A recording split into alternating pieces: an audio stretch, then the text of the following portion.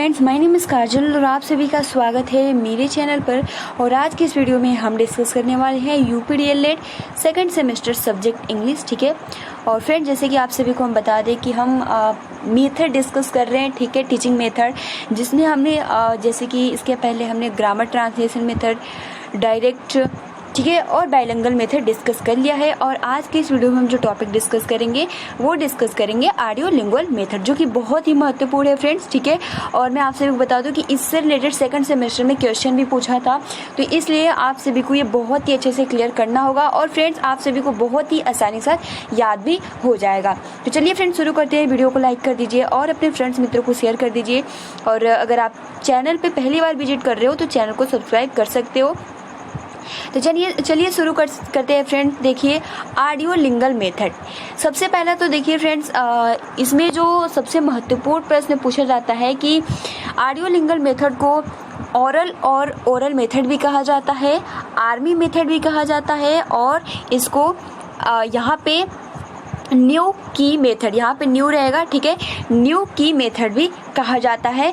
ठीक है। तो इस तरीके से रिलेट करके प्रश्न पूछ लिए जाते हैं कि जो न्यू की मेथड है वो कौन सा टीचिंग मेथड है। तो वहाँ पे आप सभी का आंसर हो जाएगा, वो हो जाएगा ऑडियो, ठीक है, ऑडियो लिंगुअल मेथड। तो ये याद रख के सबसे पहला पॉइंट कि आप इन तीनों को बहुत ही अच्छे से याद कर लीजिएगा। ऑरल और ओरल मेथड इसी को कहा जाता है, ठीक है, ऑडियो लिंगुअल मेथड को आर्मी मेथड इसी को कहा जाता है, और न्यू की मेथड इसी को कहा जाता है। अब चलिए आगे देखते हैं।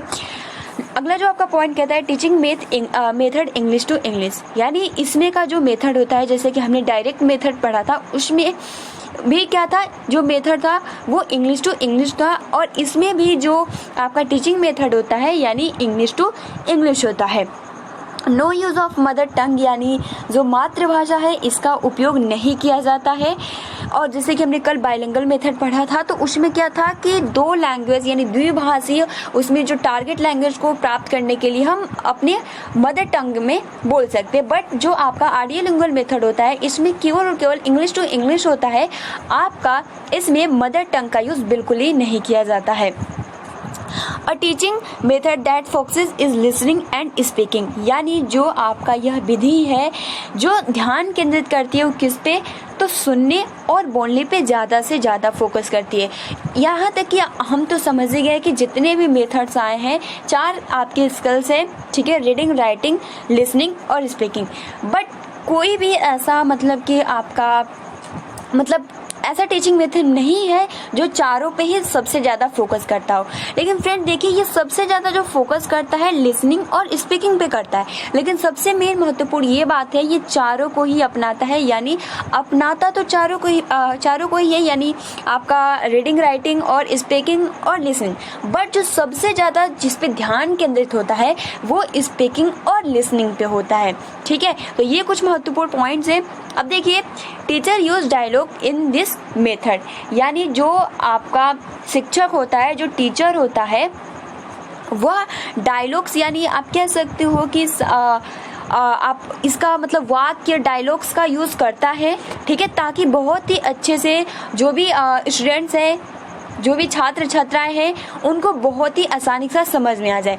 तो सबसे पहले देखिए, तो होल क्लासेस, यानी सबसे पहले क्या करता है कि पूरे क्लास को एक साथ सिखाता है। फिर क्या करता है, स्मॉल क्लासेस या आप कह सकते हो ग्रुप बना के उनको समझाता है। उसके बाद देखिए इंडिविजुअली, यानी वो व्यक्तिगत रूप से हर एक को क्या करता है कि उनको सिखाता है और बताता है।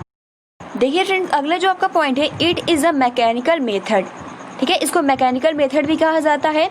It is a mechanical method since it's demands pattern, practice, drilling and memories, यानी जो आपका यह मेथड होता है यह एक यांत्रिक विधि है, क्योंकि यह पैटर्न, यानी जो आपका ड्रिलिंग या आप कह सकते हो कि जो आपका ऑडियो लिंगुअल मेथड है ये सबसे ज़्यादा किस पे, यानी बार बार दोहराव, पैटर्न, प्रैक्टिस, ड्रिलिंग, ताकि जो मेमोरीज अस्थायी रूप से उनके माइंड में सेट हो जाए। ठीक है। तो इसलिए इसको यांत्रिक विधि या मैकेनिकल मेथड, और इसमें सबसे ज़्यादा ड्रिलिंग, प्रैक्टिस किया जाता है। अगला जो आपका पॉइंट कह रहा है लिसनिंग, स्पीकिंग, रीडिंग, राइटिंग, यानी जो आपका चारों स्किल्स होता है, लिसनिंग, स्पीकिंग, राइटिंग स्किल, जो राइटिंग होता है, यहाँ पे देखिए each and every skill taught separately but mainly many focus on listening and speaking. यानी यहाँ पे ये बोला जा रहा है, ठीक है, यहाँ पे मेन ही नहीं रहेगा। लिसनिंग, स्पीकिंग, रीडिंग, राइटिंग, यानी आपके 4 स्किल्स होते हैं, ठीक है, लेकिन ये चारों को ही अलग अलग सिखाया जाता है। ये सबसे महत्वपूर्ण ऑडियो लिंगल की बात है कि जो आपका मेथड है ऑडियो लिंगल मेथड, ये चारों को ही पढ़ाया जाता है, लेकिन mainly focus on listening and speaking, यानी लेकिन सबसे ज़्यादा जो ध्यान केंद्रित किया जाता है वो लिसनिंग एंड स्पीकिंग पे किया जाता है, ठीक है। आगे बढ़ते हैं। Students advise to learn the dialogue line by line, यानी यहाँ पे सिखाया जाता है, छात्रों को सलाह दी जाती है कि वो जो कुछ भी सीख रहे हैं, जो कुछ भी डायलॉग्स पढ़ रहे हैं, वो लाइन बाय लाइन उनको पढ़ना है।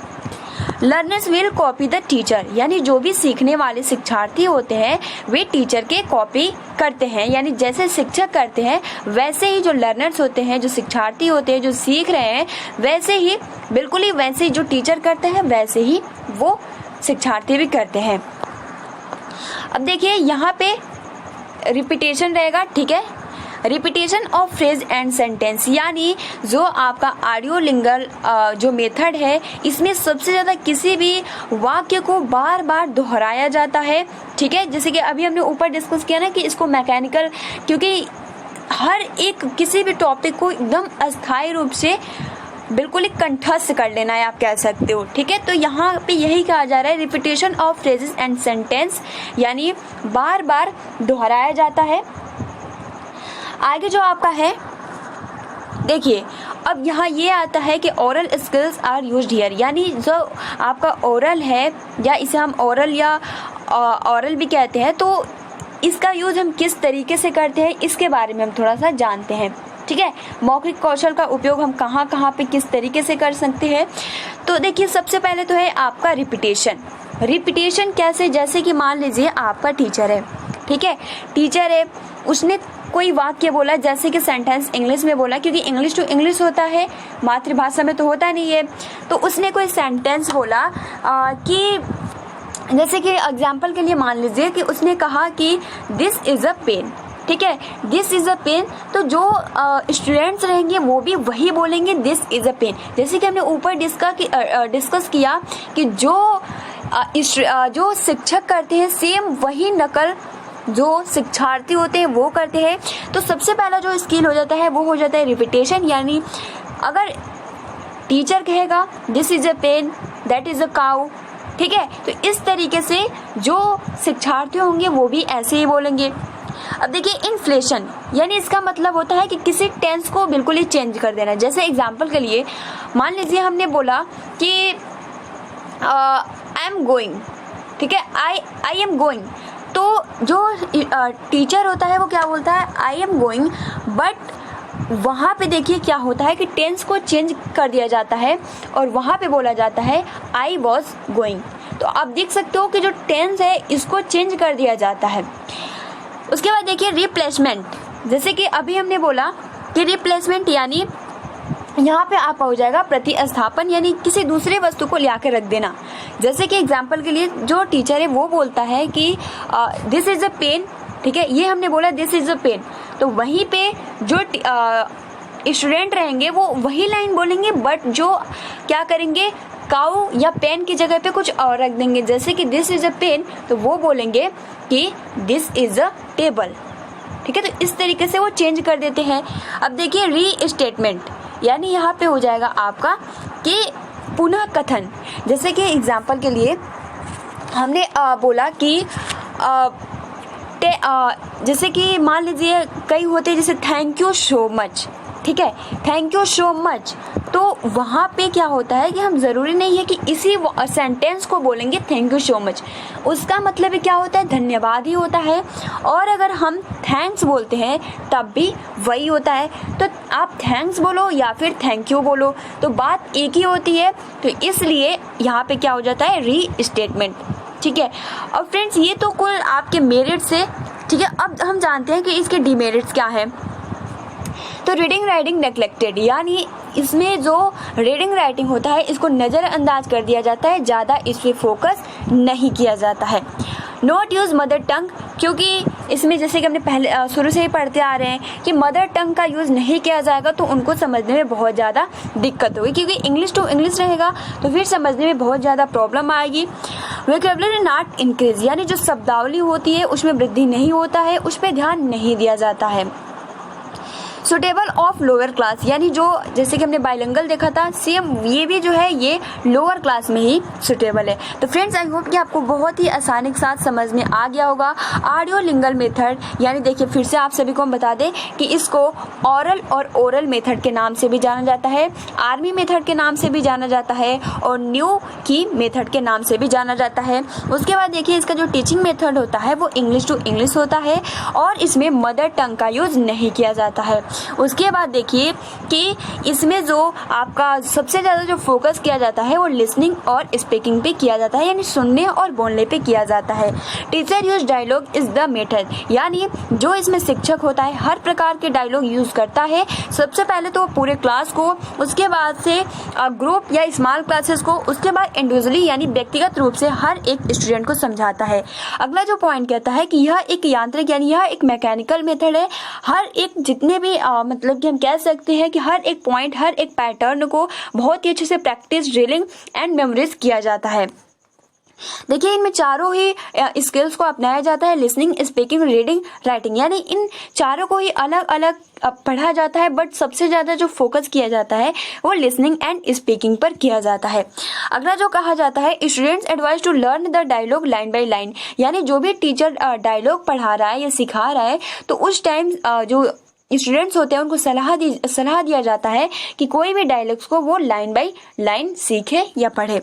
Learners will copy the teacher, यानी जो इसमें सीखने वाले जो भी शिक्षार्थी होते हैं जिस तरीके से टीचर करता है उनको कॉपी करते हैं।